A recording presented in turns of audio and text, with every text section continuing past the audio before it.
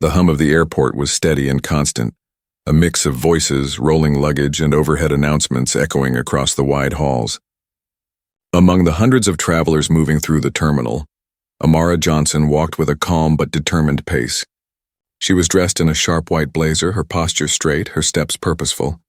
To anyone watching, she looked like someone who belonged exactly where she was, someone used to being in control of her own path. Amara was not just another passenger catching a flight. She was the founder and CEO of a growing tech company that had recently closed one of its biggest deals. The company she built from the ground up was finally stepping into the global stage, and this trip was part of that. She had been invited to speak at a business summit where leaders from around the world would be present.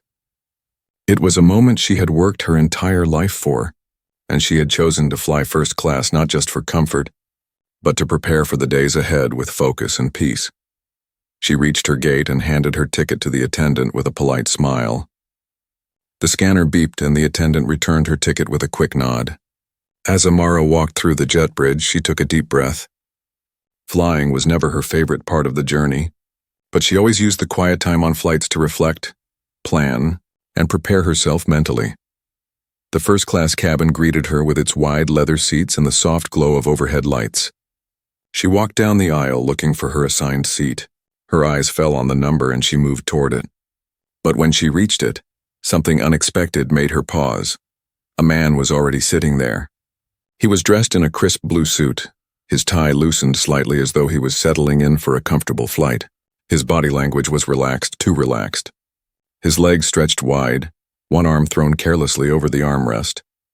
He leaned back in the seat with an air of entitlement, a smug smile already forming on his lips as he looked up at her. For a brief second, Amara thought perhaps it was a mistake.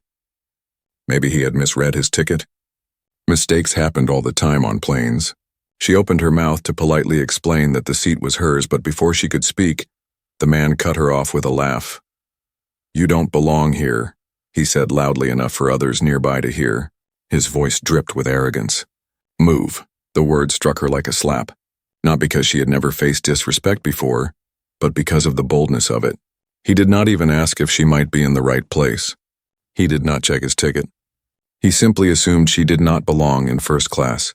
For a moment, the cabin felt heavier. Passengers nearby had heard him. Some shifted uncomfortably in their seats, their eyes darting between the man and Amara. A few looked away quickly, pretending not to notice, while others seemed to hold their breath as though waiting for what would happen next. Amara's heart beat faster, but her face remained calm. She had spent her entire career proving herself in boardrooms where she was often the only woman, often the only black person, and certainly the youngest leader in the room. She had learned that silence was sometimes a powerful response, but so was standing firm when someone tried to diminish her. She straightened her shoulders and looked directly at the man. "This is my seat," she said evenly. Her tone was not raised, but it carried weight. The man chuckled, shaking his head as if amused. "No, it isn't. This seat isn't for people like you. You should move to the back." The words stung, but Amara refused to let them see any crack in her composure. She held her ground, her expression unshaken. Inside, memories flickered through her mind. Moments of being underestimated, overlooked, dismissed. She thought of the nights she stayed awake, working long hours to build a company people doubted would succeed. She thought of the sacrifices she had made, the countless times she had faced people who believed she did not belong, and how each time she had proven them wrong. She could feel eyes on her, the quiet tension stretching across the cabin. The flight attendants at the front of the plane seemed uncertain, as though unsure if they should intervene. No one said a word, but the silence itself was thick with judgment and curiosity. Amara spoke again, her voice calm but firm. "This is my plane," she said. The man raised an eyebrow, confused, then laughed again, louder this time. "Your plane?" he repeated mockingly. "That's a good one." Amara did not respond to his laugh. She stood still, her gaze steady, refusing to be moved.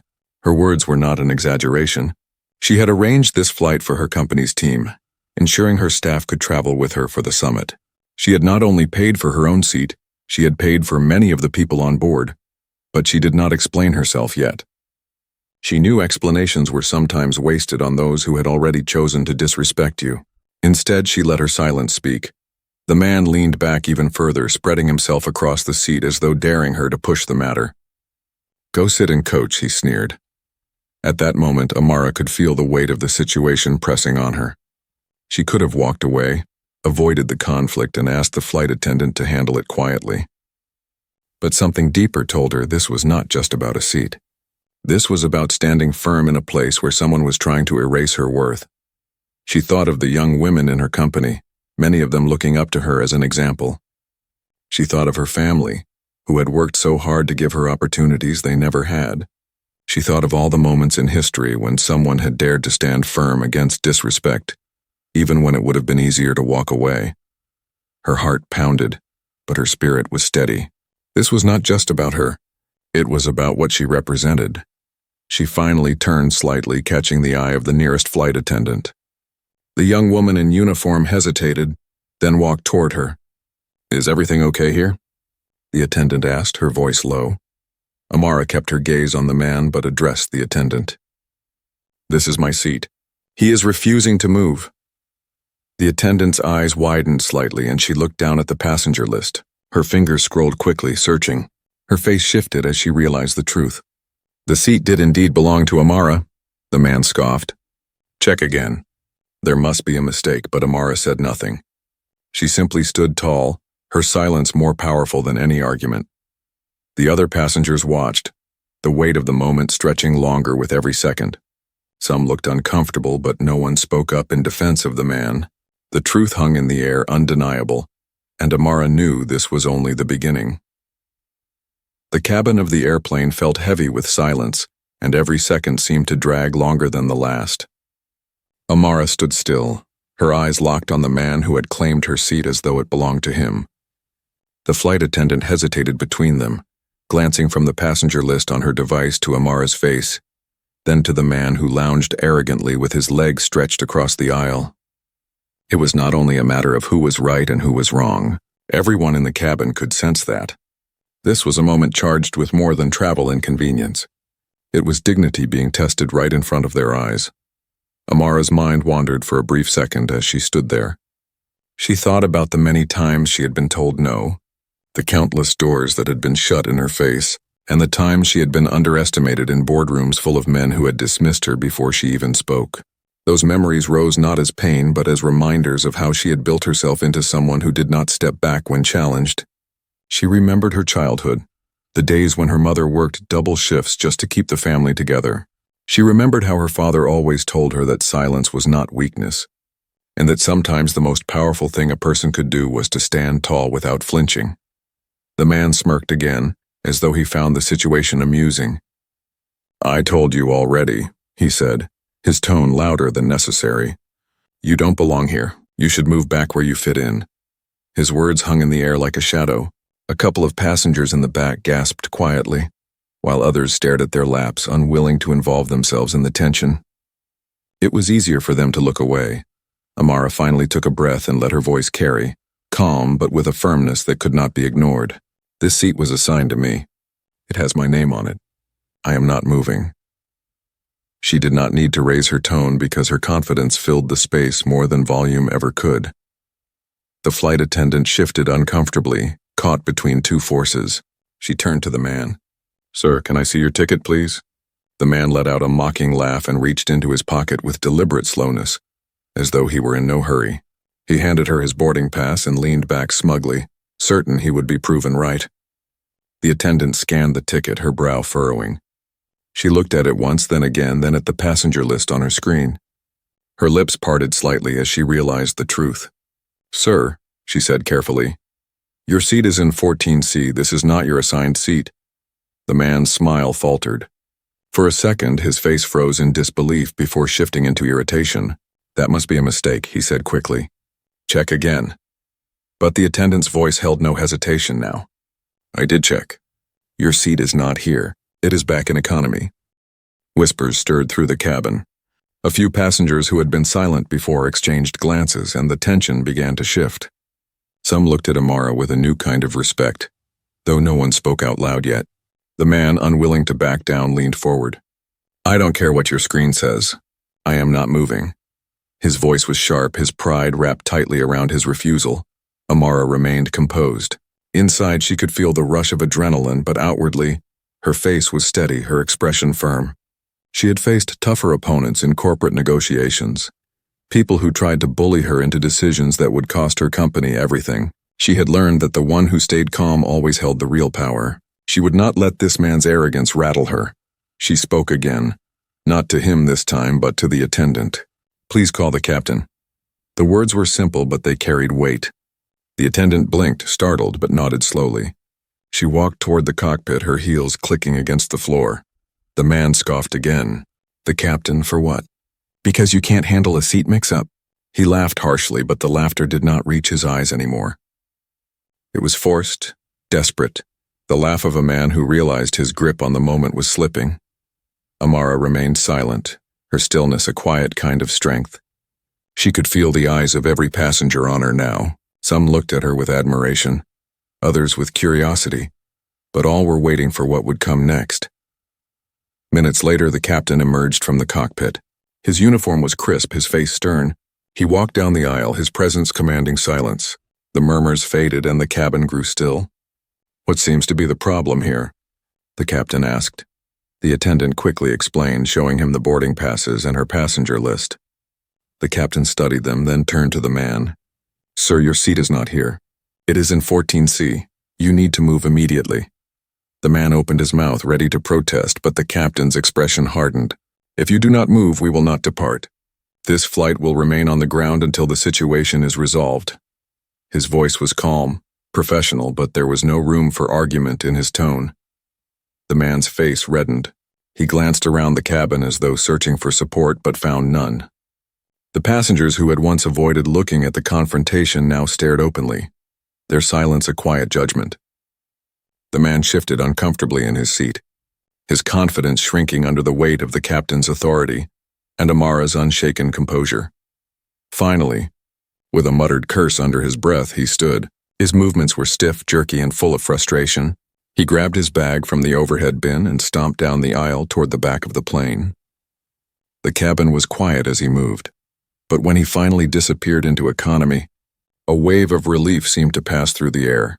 The captain nodded once, his eyes meeting Amara's briefly with a look of acknowledgement. Without another word, he returned to the cockpit. The attendant gestured politely toward Amara's seat, her voice softer now. "Please, ma'am, take your seat." Amara sat down slowly, her body finally relaxing into the leather chair. She placed her bag neatly beside her and folded her hands in her lap. The silence lingered for a moment, but then, softly at first, a few passengers began to clap. The applause spread, small at first, then louder as more joined in. It was not a celebration of conflict.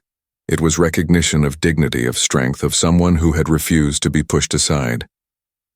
Amara did not smile or clap along. She simply sat quietly, letting the sound wash over her. Her expression was calm, but inside she felt a deep sense of validation.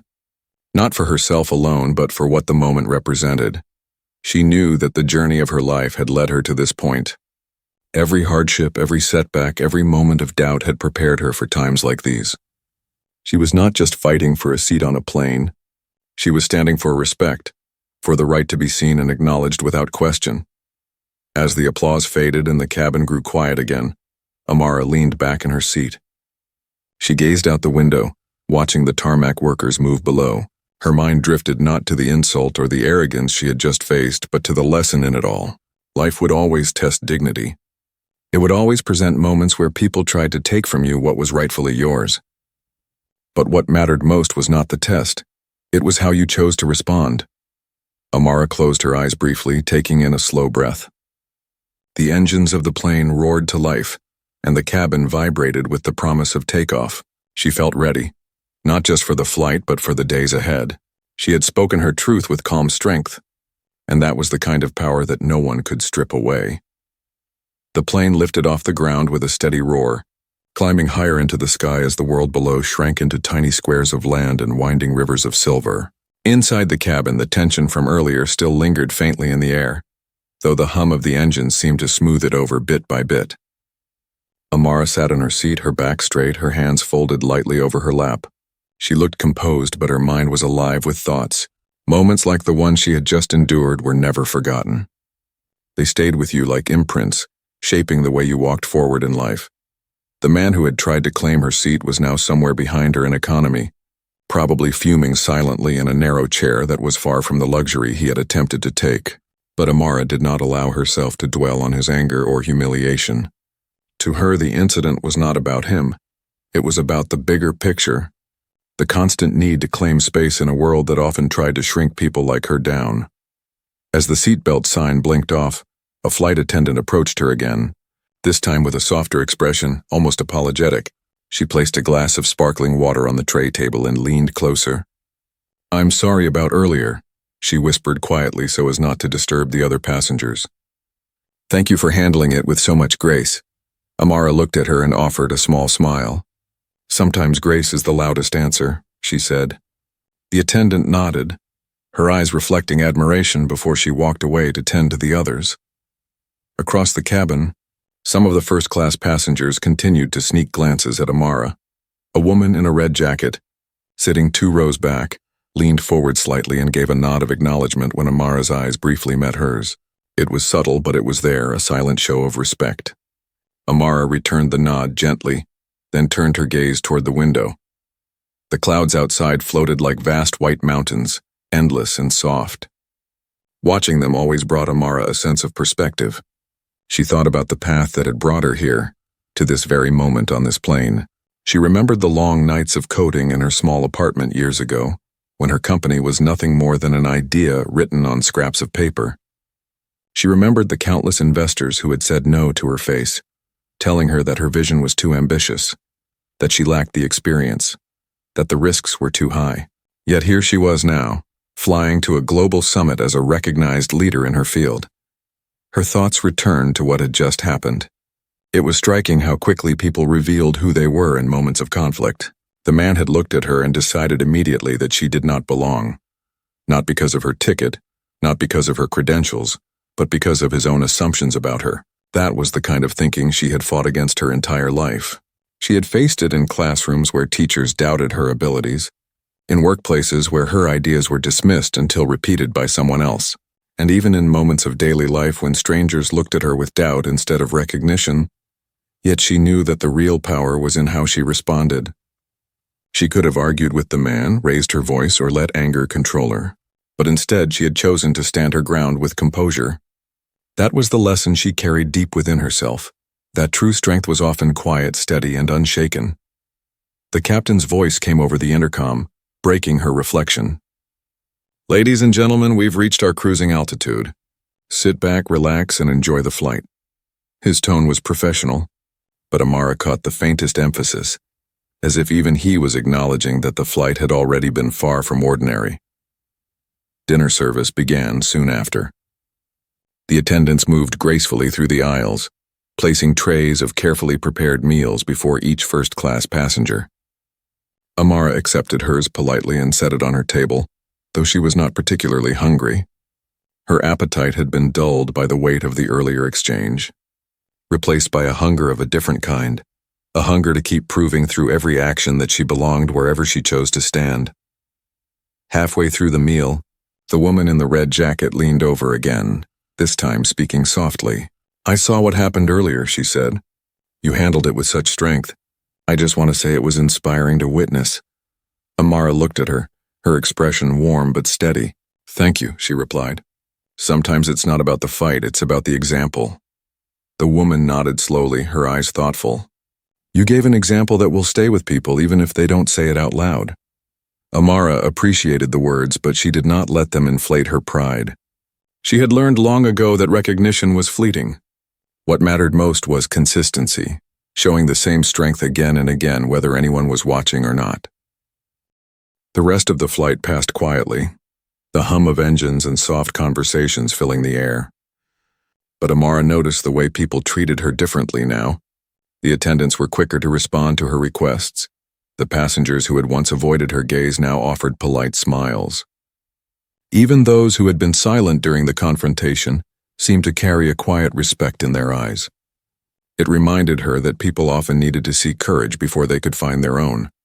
As the hours passed and the plane began its descent, Amara felt a calm settle over her. The city lights sparkled below like scattered jewels, welcoming them back to the ground. The captain's voice returned, instructing everyone to fasten their seatbelts. The man in economy remained unseen, forgotten by most, but for Amara he was not the center of the story.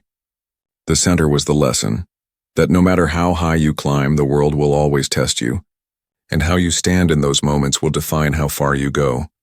When the plane finally touched down, the passengers began gathering their belongings.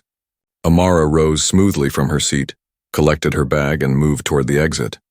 She could feel the eyes on her again, but this time they carried no doubt, only acknowledgement.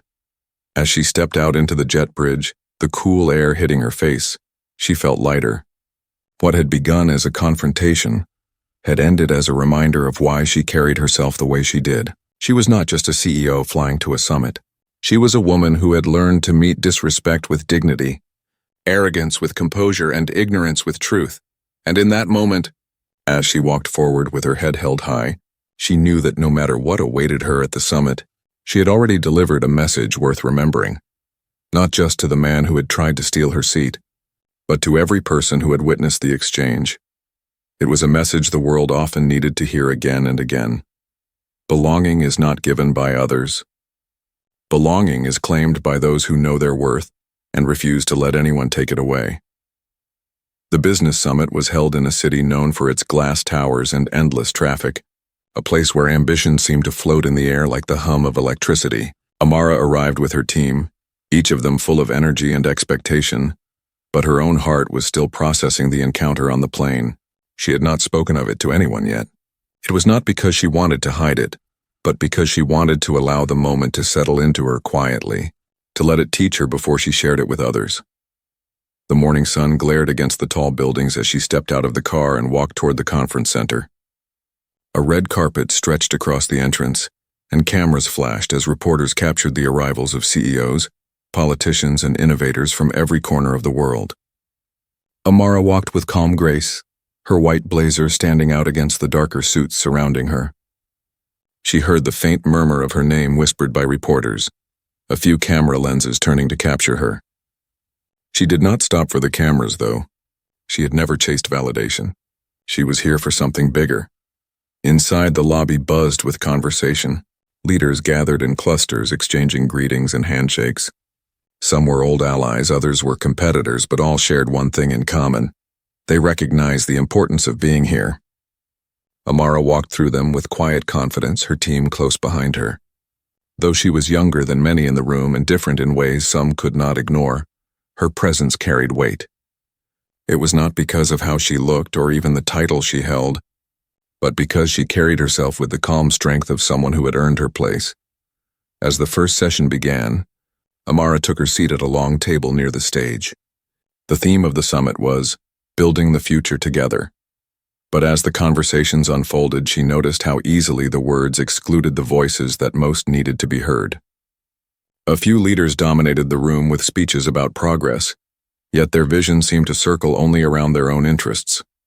Amara listened carefully, her pen moving lightly across her notebook, jotting down thoughts. She believed in progress, but she believed in progress for all, not just for the few. Her turn to speak came later that afternoon. The moderator introduced her with formal respect. Listing her achievements, the youngest woman to lead a multi-million-dollar tech company in her field, a pioneer in creating platforms that connected small businesses to global markets, a leader who had changed the game for many. Applause followed, polite but strong. Amara stood, adjusted the microphone, and let her eyes sweep across the sea of faces before her. She began softly, her tone calm but steady. When we speak about the future, we often speak as though it belongs to the strongest, the wealthiest, or the loudest. But the truth is, the future belongs to those who are willing to make space for others. Her words carried across the room, quieting the small side conversations. I learned recently that it is not enough to have a seat at the table. Sometimes you have to fight for that seat to even be recognized as yours. And when you do, you are not just sitting for yourself, you are sitting for everyone who will come after you. The audience grew still. She did not mention the flight directly, but the weight of her words painted a picture. She spoke about dignity, about the need for leaders to act not out of arrogance but out of responsibility. She spoke of how progress was meaningless if it left people behind. She shared her vision of building platforms that empowered the overlooked, of creating systems where worth was measured not by background or privilege, but by effort and ability.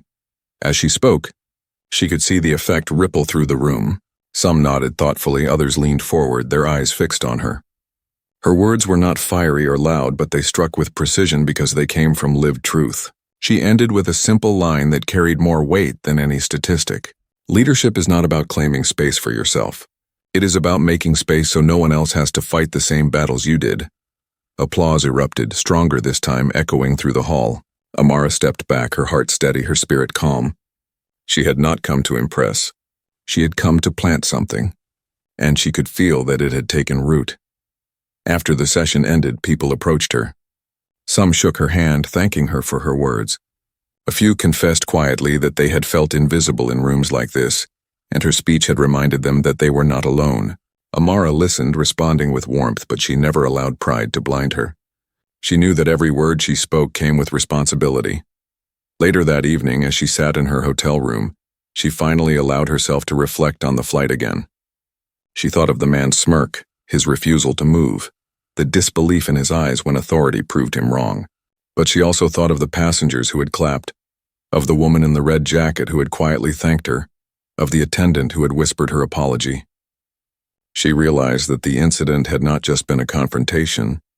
It had been a stage, unplanned but powerful, where she had been called to demonstrate what she believed in. Amara understood that life often gave people unexpected stages. Sometimes they were glamorous like the summit, with cameras flashing and audiences listening.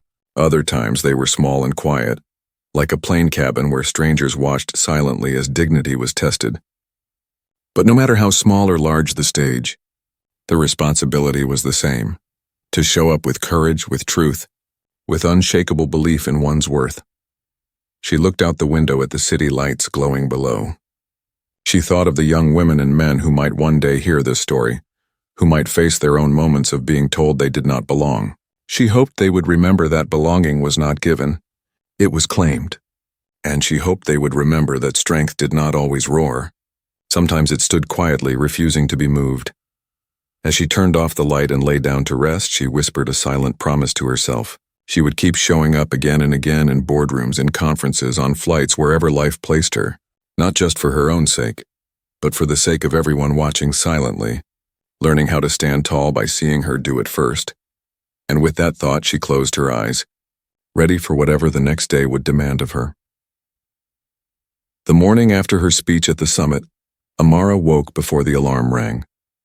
The city outside her hotel window was still cloaked in soft gray light, the streets just beginning to stir with delivery trucks and early commuters. She lay quietly for a few moments, staring at the ceiling, her mind wandering back not only to the summit but also to the flight that had brought her here. Sometimes it surprised her how certain moments refused to leave the heart, how they lingered even when everything else around them had moved on. The incident on the plane was one such moment. It had unfolded quickly, almost like a test, but the lessons it carried were deeper than the hours she had spent at the summit podium. She rose from the bed and prepared for the day ahead. Her schedule was packed: meetings with potential partners, private sessions with investors, and a panel discussion that would be broadcast worldwide. Yet even as she buttoned her blazer and adjusted her earrings, she knew the true weight she carried was not in the schedule, but in the responsibility that seemed to follow her wherever she went. Every room she entered was not just about her business or her achievements. It was about representation, about opening doors wider for those who would walk after her. At the breakfast table downstairs, her team chatted excitedly over coffee and croissants, still buzzing about her speech. One of them leaned forward eagerly. "You had the whole room silent yesterday. People are still talking about it." Some of the delegates said your words were the most powerful of the day. Amara smiled politely, but did not let herself get swept away by the praise. "It is good if it made people think," she said simply. "But words only matter if they lead to action." She sipped her coffee, her mind already preparing for the conversations ahead. Later that morning, she sat on stage at the panel, flanked by leaders from different industries. The moderator asked a pointed question about leadership during times of division. One of the panelists gave a rehearsed answer about efficiency and market expansion. Another spoke of competition and strength. When it was Amara's turn, she paused for a moment before answering, letting the silence stretch until the audience leaned closer. True leadership, she said softly, is not measured in how much space you can take, but in how much space you can make for others. It is not shown in the noise you create, but in the dignity you bring to every action. Leadership is tested not when everything is easy, but when someone tries to tell you that you do not belong. Her words, though not dramatic, landed heavily. She could feel the shift in the room, the way people's expressions softened, the way the atmosphere seemed to hold its breath. She knew she was not just answering a question about leadership. She was speaking from the seat of that airplane, from the quiet strength it had taken to stand firm without shouting, from the grace she had chosen instead of anger. After the session, several young entrepreneurs approached her. One young man, barely in his 20s, said with bright eyes, "I have been in rooms where I felt invisible. Hearing you speak made me believe I can hold my ground too." A young woman added shyly, "Your words gave me courage. I think sometimes we forget that calmness can be power." Amara listened to them, her heart steady. She remembered being in their place, unsure if her voice would ever matter, wondering if she had the strength to keep going after rejection upon rejection. She told them gently, "Never let someone else define your worth. Stand where you are meant to stand, even if the world tries to push you out of the frame." By evening, her day was heavy with meetings and negotiations.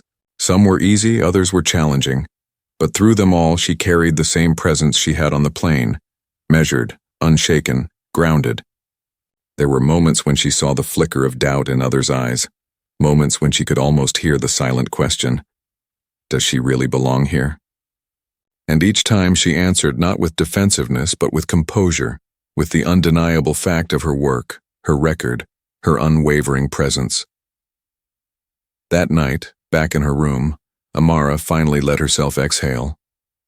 She thought of the passengers who had applauded when the man was escorted away. She thought of how silence had shifted into recognition, how what seemed like a simple dispute over a seat had revealed something much larger about human dignity. She realized that the grounding of the flight was more than a disruption, it was a symbol. The plane could not rise until the wrong was corrected, until respect was restored. And perhaps that was true for more than airplanes. Perhaps societies, organizations, and even individuals could not rise until they confronted their own moments of disrespect, until they corrected what was broken. Progress was not possible while arrogance sat smugly in the wrong seat. Progress only happened when truth reclaimed its rightful place. As she stood by the window, gazing at the glowing city below, Amara whispered to herself, "It is never just about the seat." She knew that phrase would stay with her. It would remind her every time life tested her, every time someone tried to shrink her space, that the fight was not about a chair, a title, or a position. It was about dignity, about the example she left behind for others. She thought again of her mother, who had worked through exhaustion, but always told her to keep her head high. She thought of her father's voice reminding her that silence could be strong. And she thought of all the young people watching her now, seeing in her what they hoped to see in themselves one day. The night grew darker, the city lights glowing brighter against the horizon. Amara finally turned from the window, her heart steady, her resolve renewed. She understood now that the seat she had defended on the plane was only one battle, one story. There would be more to come in boardrooms, on stages, in quiet rooms where voices clashed. But she was ready.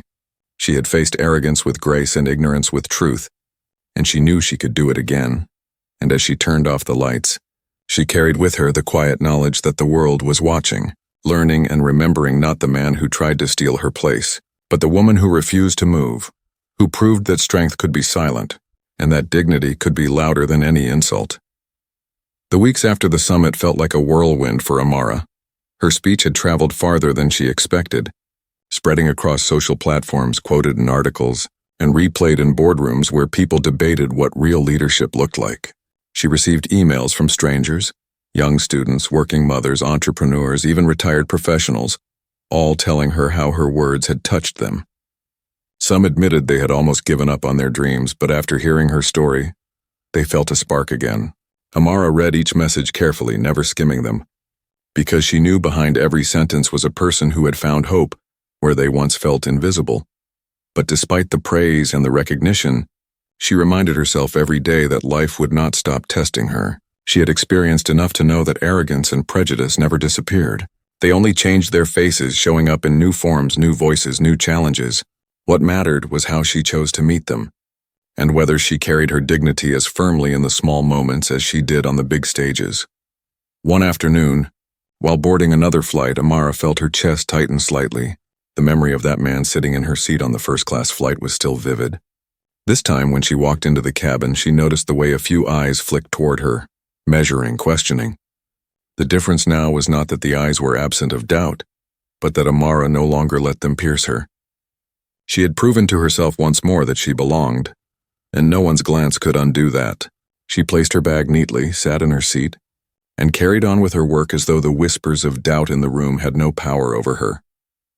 Later that evening, she attended a charity gala where leaders gathered not to showcase wealth, but to support education programs for underprivileged youth.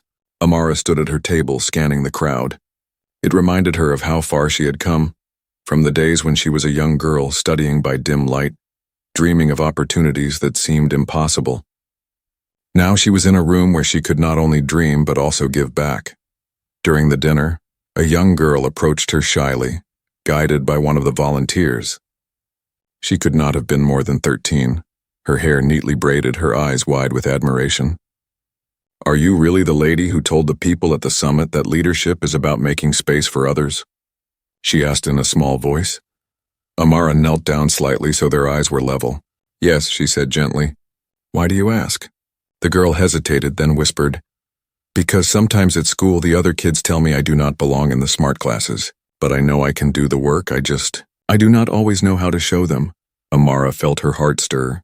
She reached out and took the girl's hand softly. "Listen to me," she said firmly, though her tone was kind. "The world will always have people who try to push you aside, but your job is not to listen to them. Your job is to know your worth, to stand tall even when they try to make you feel small. One day you will not only sit in those classes, you will lead them."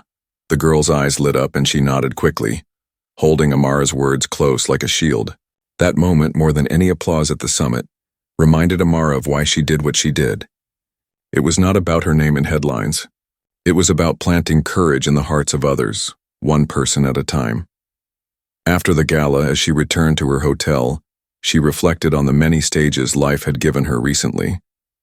The flight had been the first, unexpected and raw. The summit had been the second, polished and powerful. And now here was another stage, a quiet conversation with a young girl that carried just as much weight as the others. It struck her that leadership did not come in grand speeches alone. It came in whispers, in quiet affirmations, in the way you carried yourself when no one was watching. Over the following weeks, she traveled to different cities, meeting with partners, speaking at universities, mentoring young professionals. In each place, she saw the same hunger in people's eyes, the desire to belong, to be recognized, to prove they were worthy of the space they occupied. She realized that her story had become bigger than her. It was now a mirror in which others could see themselves. The incident on the plane had been personal at first, but now it belonged to everyone who had ever been told they did not belong. One evening, while sitting in her office late at night, she opened her journal and began to write. She did not write about profits or contracts, but about what the seat on that plane had come to symbolize. She wrote, "It is never the seat itself that matters. It is what the seat represents: respect, recognition, belonging. When someone tries to steal it, they are not just taking a chair. They are trying to erase your presence, and when you refuse to move, you are not just defending yourself. You are defending everyone who will come after you." Her pen moved steadily across the page, her thoughts flowing like water. She wrote about the strength it took to remain calm when anger boiled inside, about the importance of silence that carried dignity louder than shouting ever could, about the grounding of the flight that reminded her progress halts when disrespect goes unchecked. By the time she closed the journal, she felt lighter, as though she had poured part of her soul into words that would one day guide someone else.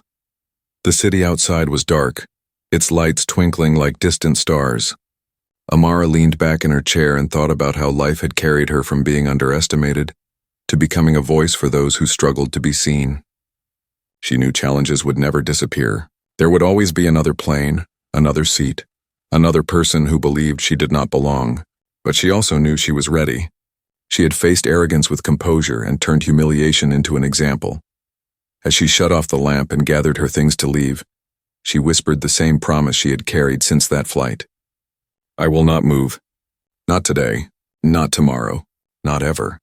And with those words, she stepped into the night air, her resolve as unshakable as the ground beneath her feet. Months passed, and Amara's life grew busier than ever. The company she had built was reaching new heights, expanding into markets that once seemed unreachable. Her calendar was filled with meetings, speaking engagements, and interviews. Yet through all the chaos, she carried a calmness that people could not ignore. It was the same calmness she had shown on the flight that day. A strength that grew deeper every time she faced challenges and chose dignity over anger. That single incident had become a quiet turning point, not only for her but for the many who had watched and carried the memory with them.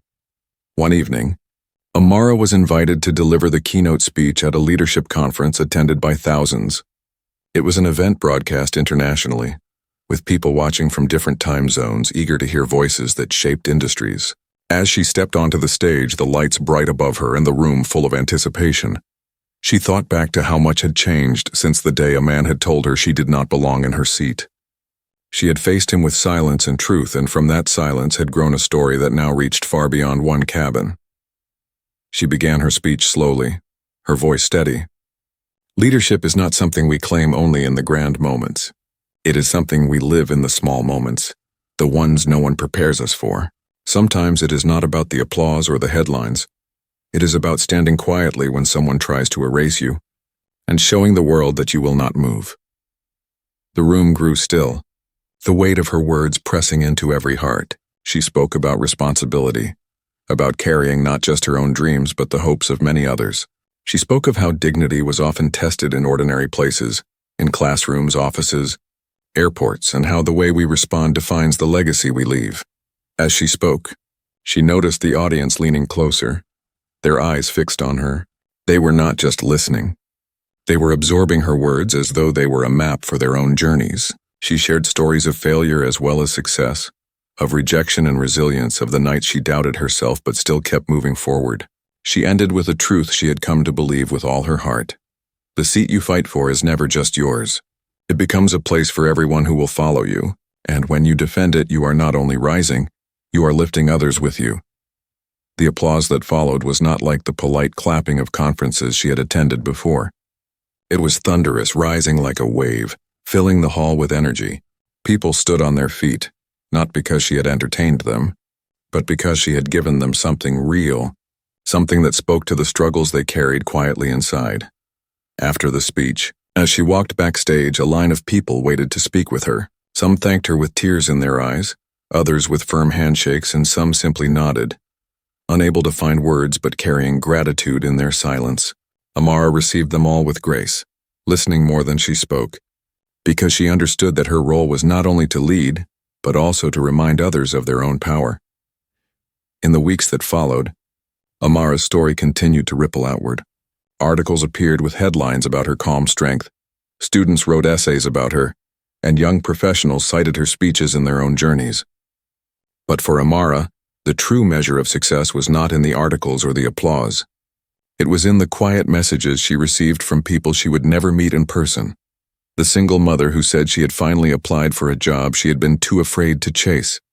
The young man who said he now walked into his classroom with his head higher. The employee who finally spoke up in a meeting after years of silence. Those were the victories that mattered most. Yet even as the recognition grew, Amara never let herself forget the reality of the world she lived in. There were still rooms where her presence was questioned, still voices that doubted her, still barriers to be broken.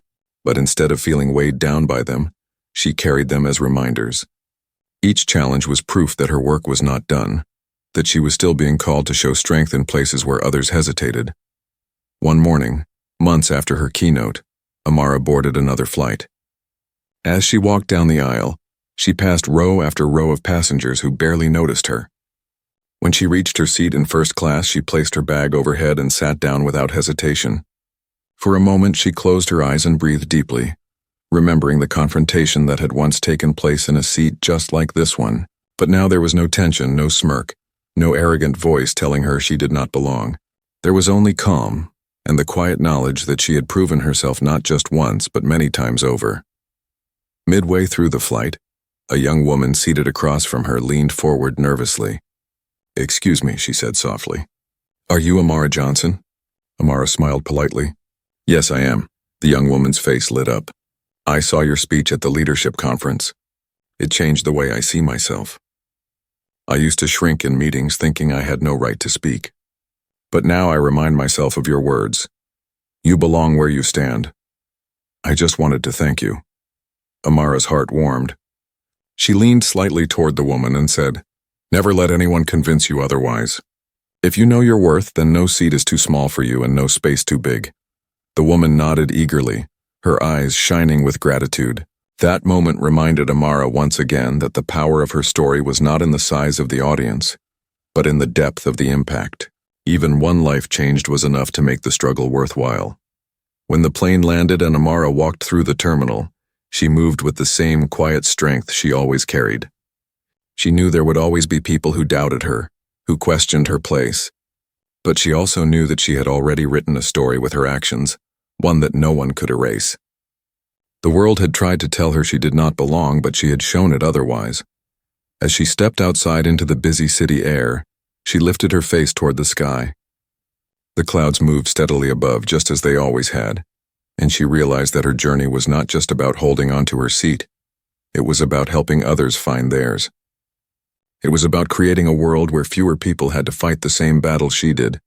And with that thought, she walked forward, her steps steady, her heart unshaken, her spirit carrying a truth that would outlast her name. The truth that dignity, once defended, becomes a light for others, and that no matter who tries to take it away, true strength will always claim its place.